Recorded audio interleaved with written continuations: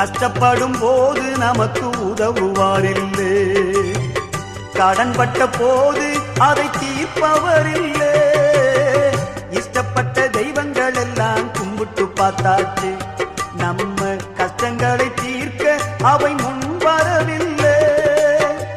உலகத்தில் தெய்வங்கள் உண்டென்று சொல்வதெல்லாம் சும்மாங்க, இயேசு கிறிஸ்து ஒருவரே மெய்யான தெய்வமுங்க. ஜனங்களின் பாவம் நீக்கி ரட்சிக்க வந்த தெய்வமுங்க.